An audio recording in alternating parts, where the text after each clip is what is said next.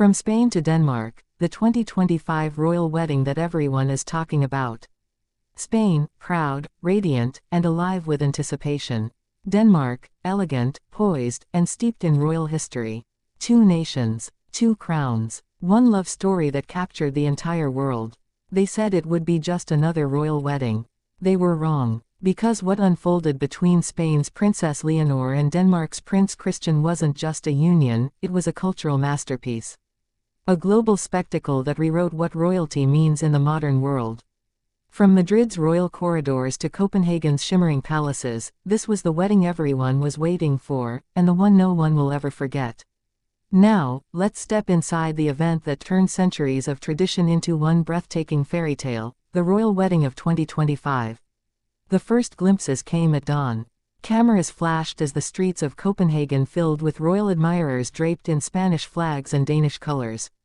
The world stood still as Princess Leonor, Spain's future queen, stepped out in a gown that silenced even the critics, an ethereal creation that blended Spanish craftsmanship with Nordic minimalism. It was elegance with purpose. A statement of unity, love, and respect between two royal dynasties. Her train, embroidered with gold thread inspired by the Alhambra Palace, trailed behind her like a river of history. The cathedral bells tolled, and waiting at the altar was Prince Christian, steady, emotional, his eyes never leaving hers. For a moment, even time bowed in reverence. But behind the dazzling beauty, there was tension. Months of speculation, politics, and whispers surrounded this marriage. Would Spain's future queen be accepted by Denmark's deeply traditional royal circle? Would love truly conquer centuries of protocol? What no one expected was how Leonor herself would redefine what it means to be royal. She wasn't the passive bride of a European alliance. She was the architect of a new royal era. Her choices, from her modern vows to her understated jewelry, spoke of independence, grace, and strength. As the ceremony unfolded, viewers across Europe wept. Spain's Queen Letizia, emotional yet proud, clasped King Philippe's hand tightly. You could see it in their eyes, this was more than a wedding. It was the passing of a legacy. Then came the moment that stopped the world. When Leonor and Christian exchanged vows, their words weren't just traditional. They were deeply personal. They spoke of duty, but also of choice. Of love that defies geography. Of unity that transcends borders. And as their lips met in the royal kiss, Copenhagen erupted. Cheers echoed across plazas and palaces. Fireworks lit up the Scandinavian sky, while in Madrid, thousands gathered before the royal palace to celebrate. Spain and Denmark were united, not by politics, but by love. But how did this fairy tale come to be? It began years earlier, when Leonor and Christian met during a state event as teenagers. What started as a polite royal acquaintance soon grew into something more, a connection neither family could ignore. They shared values, a sense of duty, and a private understanding of the weight of crowns. They found in each other what royal blood rarely allows, freedom. By 2023, the rumors had begun. Secret visits, coded photographs, and whispers among palace insiders. Still, few believed it would end in marriage. That changed the moment Christian was seen arriving in Madrid, greeted by King Felipe himself. From that point, destiny was sealed. The engagement announcement in 2024 was nothing short of electric.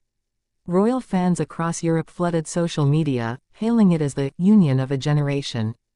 Designers, journalists, and historians all agreed, this would be a wedding to remember. And when the big day came, it exceeded every expectation. The guest list glittered with royals from across Europe, Queen Margrethe of Denmark, Crown Princess Mary, and the entire Spanish royal family. Even Britain's royals were in attendance, signaling a renewed bond among Europe's young heirs.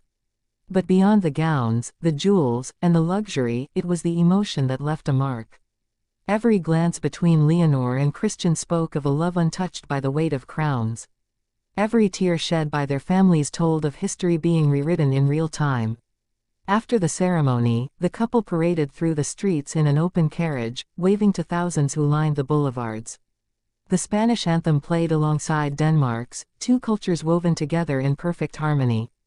And in that moment, the world didn't see two countries. It saw one dream. As night fell, the reception transformed into a vision of royal splendor.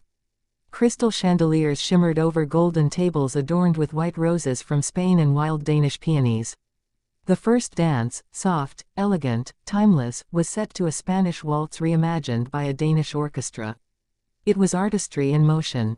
Designers called it the event that changed bridal fashion forever. From Leonor's minimalist veil to her handcrafted shoes by Spanish artisans, every detail sparked global trends. Across the world, brides began searching for Leonor-inspired gowns, graceful, modest, and royal without being ostentatious. Leonor had become not just a queen in waiting, but a style icon for the modern age. But perhaps the most powerful moment came quietly. In a private toast later that evening, Leonor raised her glass to her parents.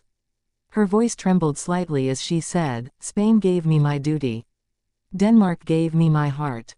It was simple, but it was everything. That line was replayed on television screens worldwide.